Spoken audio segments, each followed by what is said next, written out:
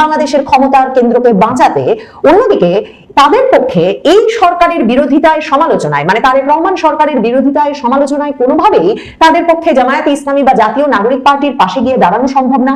তারা কিছুতেই যেহেতু জাতীয় নাগরিক পার্টি জামায়াতে ইসলামীর রাজনীতিকে গ্রহণ করতে পারেন না, কাজেই একদিকে যেমন তারেক রহমানের সরকার তাদেরকে উদ্ধার করেছেন, তাদেরকে এক রকমের রক্ষা করেছেন, বাংলাদেশকে একটা চরমপন্থায় যাওয়ার হাত থেকে রক্ষা করেছেন, ঠিক তেমনি ভাবে তারা যে বিরোধী দলটার চেহারা দেখতে চান সংসদে, রাজপথে, তার সঙ্গে জামায়াতে ইসলামী জাতীয় নাগরিক পার্টির মেলে না। এই দলটি একদিকে যেমন মানে তাদের বিপদটা হচ্ছে, বাংলাদেশের এই অংশের রাজনৈতিক সমর্থক নেতাকর্মীদের বিপদ হয়েছে যে এরা একদিকে যেমন চান যে বিএনপি বর্তমান ক্ষমতাসীন দল জামায়াত ইসলামীকে শায়েস্তা করুক, জাতীয় নাগরিক পার্টিকে শায়েস্তা করুক, প্রয়োজনে জামায়াত ইসলামী জাতীয় নাগরিক পার্টিকে শহীদ মিনারে উঠতে না দিক, শহীদ মিনারে যাওয়া আটকাক, তারা যুদ্ধাপরাধীদের দল বলে, তাদের ভাষায় তারা রাজাকারের দল বলে। কিন্তু অন্যদিকে তারা একটা সমালোচনা বিরোধিতার মধ্যে রাখতে চান বিএনপি সরকারকে, কারণ বিএনপি সরকারও আসলে তাদের আপন সরকার নয়, তাদের প্রথম পছন্দের রাজনৈতিক গোষ্ঠী যেমন নয়, তেমনি তারা মনে করেন বিএনপি সরকারকে নানা কারণে সমালোচনা করা দরকার, কিন্তু তারা তাদের কোনো রাজনৈতিক শক্তি বা গোষ্ঠী সংসদে, রাজপথে, পুরো রাজনৈতিক পরিসরের কোথাও 2024 আগস্টের পর থেকে খুঁজে পাচ্ছেন না।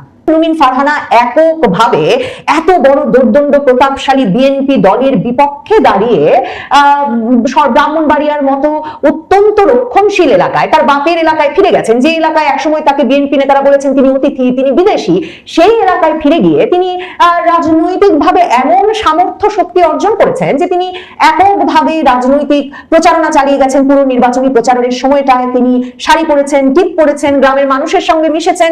বিএনপি শুধুমাত্র তাকে সমর্থন দেওয়ার কারণে 200-র বেশি নেতাকর্মীকে বহিষ্কার করে দিয়েছে, কিন্তু বিএনপি এমনকি তার দল সামাল দিতে পারেনি। রুমিন ফারহানার জনপ্রিয়তার কাছে ওই 200 বহিষ্কৃত নেতাকর্মীও দল ছেড়ে বরং তার সাথে থেকেছেন। বিএনপির সকল নিষেধাজ্ঞা, সকল রকমের বাধাকে তুচ্ছ করে রুমিন ফারহানা বলেই গেছেন তিনি স্বতন্ত্র দাঁড়াবেন, তিনি স্বতন্ত্র দাঁড়িয়েছেন। বিএনপির নেতাকর্মী সমর্থকদের সমর্থন পেয়েছেন, সেখানকার নারীরা তাকে ব্যাপক হারে সমর্থন দিয়েছেন, সেখানকার শ্রমজীবী মানুষ সমর্থন দিয়েছেন। এবং প্রথম আলোর যে বিশ্লেষণ কি কারণে জয় পেলেন রুমিন ফারহানা, সেই বিশ্লেষণে প্রথম আলো বলছে রুমিন ফারহানার জয়ের পেছনে আওয়ামী লীগের নেতাকর্মী সমর্থকদেরও ভূমিকা ছিল। তারা অনেকেই মামলা, হামলা, অত্যাচারে বিপর্যস্ত, তারা ভোট দিতে না পারলেও তাদের পরিবার পরিজনকে রুমিন ফারহানার পাশে দাঁড়াতে ভোট দিতে বলেছেন। এই যে পুরো এই সবগুলো পক্ষ যারা বাংলাদেশের রাজনীতিতে নারীকে দেখতে চায়, যারা বাংলাদেশের রাজনীতিতে আসলে মানে দলের সর্বোচ্চ পর্যায়ে কোনোদিন নারী যেতে পারবে না, নারী সবসময় সংরক্ষিত নারী আসনে নির্বাচন করবে, এরকম মেনে নেওয়া নারী চায় না, যারা বাংলাদেশের রাজনীতিতে প্রকৃতপক্ষে উচ্চকণ্ঠ নিজের মতামত প্রকাশকারী, শাড়ি পরা, টিপ পরা নারীকে দেখতে চান, তাদের একেবারে প্রিয় মুখ, তাদের যে রাজনৈতিক মানে আদর্শ, লক্ষ্য, উদ্দেশ্য, তার প্রতীক হয়ে উঠেছেন রুমিন ফারহানা।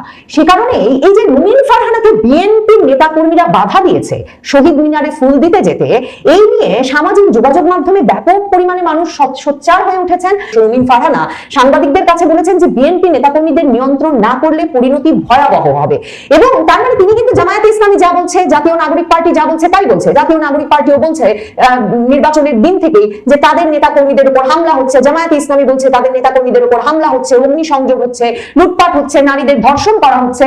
কিন্তু সংবাদ মাধ্যম, মূলধারার সংবাদ মাধ্যম যেমন সেগুলো সত্য কি মিথ্যা সেসব বিবেচনায় সময় দিচ্ছে, কিংবা সেসব অভিযোগকে তেমন গুরুত্ব দিচ্ছে না। মানে জাতীয় নাগরিক পার্টি, জামায়াতে ইসলামী হাড়ে পানি পাচ্ছে না তাদের নির্বাচন পরবর্তী সহিংসতা, বিভিন্ন অভিযোগে। রুমিন ফারহানা কিন্তু সেই একই অভিযোগ তুলছেন, কিন্তু রুমিন ফারহানার এই যে বিএনপির নেতাকর্মীদের নিয়ন্ত্রণ করতে হবে সারা দেশে, এই অভিযোগ সামাজিক যোগাযোগ মাধ্যমে ব্যাপক আলোড়ন তুলেছে। রুমিন ফারহানা এমনকি নির্বাচনে বিজয়ী হওয়ার দিনেও তিনি যখন প্রথম আলোতে সাক্ষাৎকার দিচ্ছেন, তখন তিনি বলেছেন যে একদিকে যেমন বিএনপি থেকে তিনি জিতছেন এটা টের পাওয়ার পরেই তার সঙ্গে যোগাযোগ করা শুরু হয়েছিল যে তিনি দলে যদি আবারও ফিরতে চান, যোগাযোগ করতে চান, তাহলে হয়তো এমনকি মন্ত্রী পদও পেতে পারেন। রুমিন ফারহানা সংবাদ মাধ্যমকে বলেছেন যে তিনি একদিকে যেমন বলেছেন যে তিনি মন্ত্রীপদ পেলেও বিএনপিতে ফেরার কথা ভাবছেন না, কারণ বিএনপি যেরকম একটা চাঁদাবাজ দল, অত্যাচারী দলে পরিণত হয়েছে, এইরকম একটা চাঁদাবাজ অত্যাচারী দলে তিনি ফিরতে চান না। মানে বিএনপির ব্যাপারে এতটাই তিনি সোচ্চার হয়ে উঠেছেন, বিএনপি থেকে মনোনয়ন না পাওয়ার পর বিএনপি থেকেই কিন্তু তিনি মনোনয়ন প্রত্যাশা করছিলেন। আর বিএনপির বিরুদ্ধে এই চাঁদাবাজির অভিযোগ,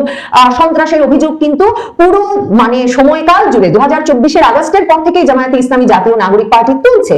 কিন্তু যেহেতু ওই পক্ষের রাজনীতিকে একটা বিরাট অংশের মানুষ অনুমোদন অনুমোদন করে না, কাজে তারা তখন বিএনপির এই সমালোচনায় তাদের সঙ্গে গলা মেলাতে পারে না। কিন্তু সংবাদ মাধ্যমে রুমিন ফারহানা তখন হয়ে ওঠেন সারা বাংলাদেশে বিএনপি কি করছে সেটার সবচেয়ে বৈধ সমালোচনাকারী।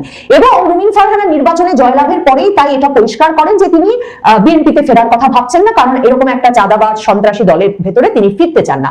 এবং রুমিন ফারহানা নির্বাচনে জয়লাভ করার পর সংসদে শপথ গ্রহণ করতে গিয়ে বলেছেন যে তিনি 2018 যে সংসদে গিয়েছিলেন, নির্বাচনের পর 2019-এর সংসদে, যেখানে মির্জা ফখরুল ইসলাম আলমগীর বিজয়ী হওয়ার পরেও সংসদ সদস্য হিসেবে শপথ নেন নাই, কিন্তু রুমিন ফারহানা সংরক্ষিত নারী আসনের সদস্য হিসেবে সেই সংসদে যোগ দিয়েছিলেন এবং সোচ্চার ছিলেন একজন বিরোধী দলীয় নেত্রী হিসেবে। তিনি এবার শপথ নিয়ে বলছেন যে তিনি কোনো পার্থক্য দেখেন না 2018 নির্বাচনের পরের সংসদ আর এই সংসদে, কারণ এবারেও অন্তত 30% আওয়ামী লীগের সমর্থকেরা ভোটে অংশগ্রহণ করতে পারে নাই। কাজে 2018 নির্বাচন যেমন বিএনপি অংশগ্রহণ ব্যতীত গঠিত হয়েছিল, ঠিক তেমনি এবারের সংসদও তিনি মনে করছেন যে 30% আওয়ামী লীগের অংশগ্রহণ ব্যতীত গঠিত হয়েছে। কাজে এদের সমর্থন ছাড়াই যে সংসদে যেতে হচ্ছে এটা মেনে নিতে হবে। এটার সাথে সাথে বাংলাদেশ ভারতের সংবাদ মাধ্যমগুলোতে ব্যাপকভাবে প্রচারিত হয় যে একজন সাবেক বিএনপি নেত্রী বলছেন এবারের